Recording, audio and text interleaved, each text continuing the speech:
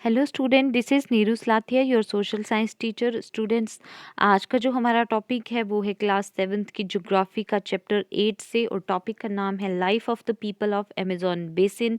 जैसे कि आपको पता है, हमने ये जो चैप्टर शुरू किया है ये है ट्रॉपिकल और सब ट्रॉपिकल रीजन के बारे में। ये जो हम पढ़ रहे हैं अमेज़न बेसिन में कि वहाँ के रेन फॉरेस्ट्स कैसे होते हैं, वहाँ का क्लाइमेट कैसा होता है, ये हमने कल के अपना जो वीडियो था उसमें जाना था।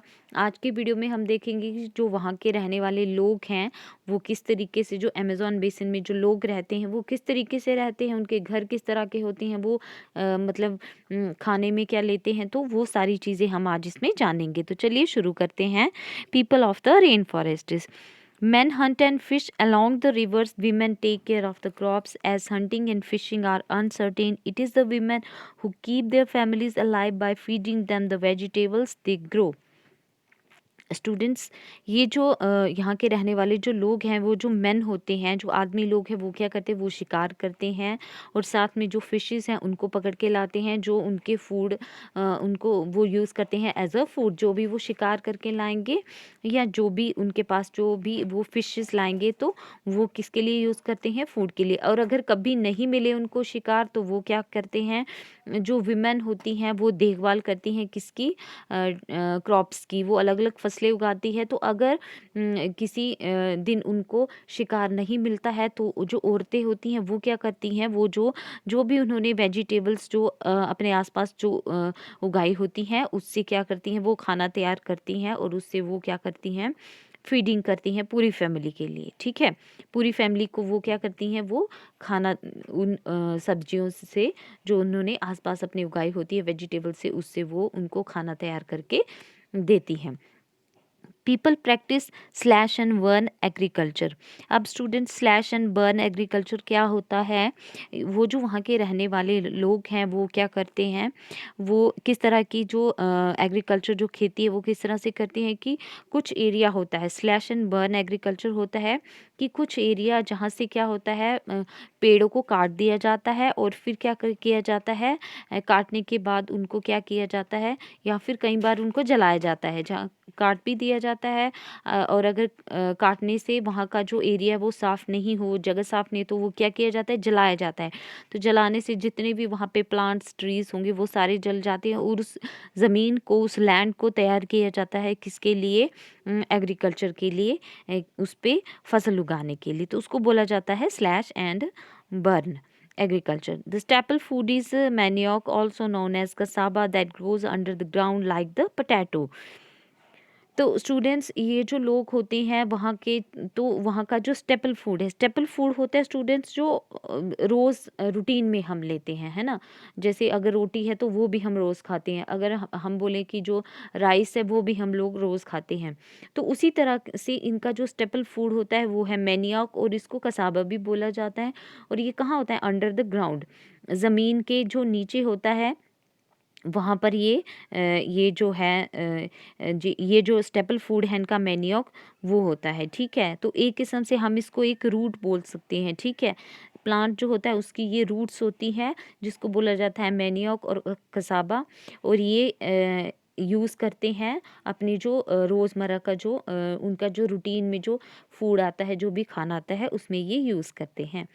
दे mainly grow tapioca, pineapple and sweet potato.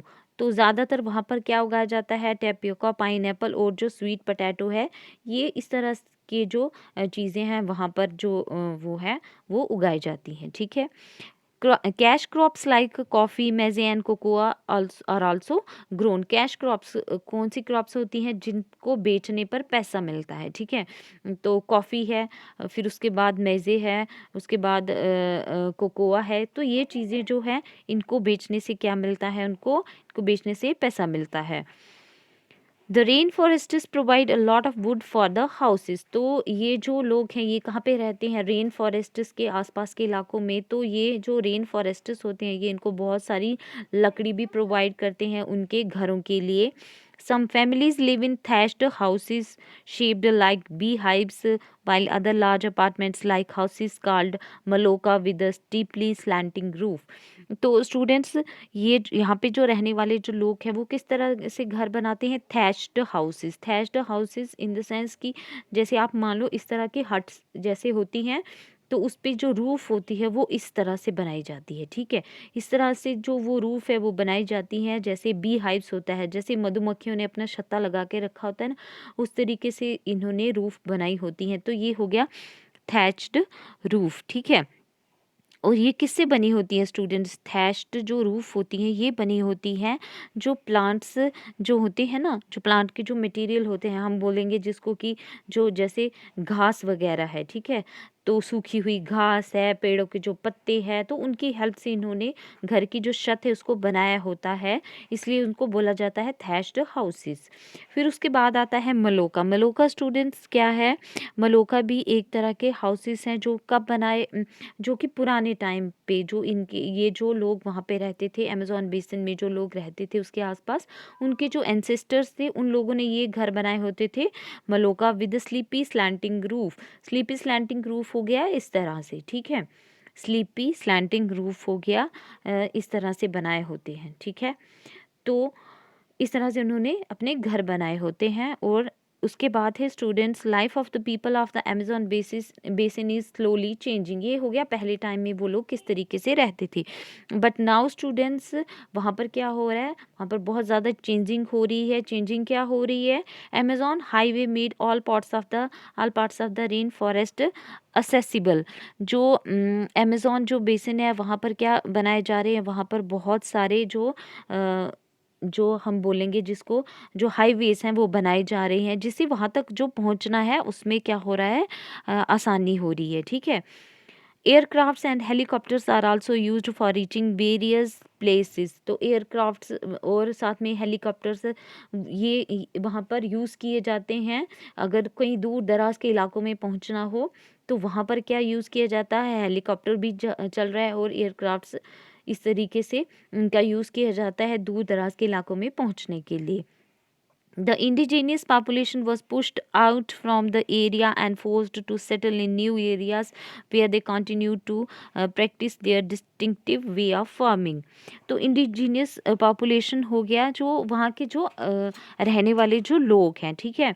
तो वहाँ के जो रहने वाले जो ऑर्डिनरी पीपल हैं, जो थोड़े गरीब लोग होते हैं, उनको क्या किया है उन्होंने, वहाँ से जिस एरिया में वो लोग रहते थे वहाँ से उनको हटा कर तो उनको जो थोड़ा बहुत प्लेन एरिया है वहाँ पर, तो उस एरिया में उनको सेटल करने के लिए सेटल किया गया है। और कहा वहाँ पर वो लोग क्या कर सकते हैं, डिस्टिंक्टिव वे ऑफ फार्मिंग, अलग अलग तरीके से वो वहाँ पर अपनी जो खेती है वो कर सकते हैं।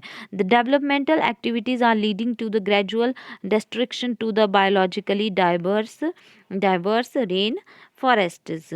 तो ये जो डेवलपमेंट हो रहा है, तो इससे क्या हो रहा है, इस ये एक तरफ तो डेवलपमेंट तो हो रहा है स्टूडेंट्स, लेकिन क्या हो रहा है साथ ही साथ जो रेन फॉरेस्ट जो फॉरेस्ट्स हैं उनको भी क्या किया जा रहा है, उनको उनकी भी कटिंग हो रही है। तो इससे क्या हो रहा है, इससे उनका एक डिस्ट्रक्शन और एक किस्म से तबाही हो रही है, वो तबाह हो रहे हैं जंगल, और उनकी जगह पर क्या बनाया जा रहा है, नई नई चीज़ें बनाई जा रही हैं, जैसे कहीं पे हेलीपैड बना दिया, कहीं पे हाईवेज बना दिए हैं। तो वो कहाँ से बनेंगे, जब तक वो जंगल क्लियर नहीं होगा तो तब तक वो नहीं बनेंगे। तो एक तरह से देखा जाए तो वहाँ पर क्या हो रहा है, चेंजिंग हो रही है, जो अच्छी बात है, लेकिन साथ ही साथ क्या हो रहा है, वहाँ पर जो जंगल हैं उनको वो भी धीरे धीरे वहाँ पर क्या हो रहे हैं, कम हो रहे हैं, ठीक है। तो ये था स्टूडेंट्स आज का टॉपिक, जिसमें हमने जाना कि जो अमेज़न बेसिन जो रिवर है उसके आसपास के जो लोग हैं वो किस तरीके से रहते हैं, वहाँ का क्लाइमेट कैसा होता है, और अब वहाँ पर क्या चेंजेस आई हैं, वो सारा हमने इस टॉपिक में जाना। तो आई होप आप सबको अच्छे से क्लियर हुआ होगा। Thank you.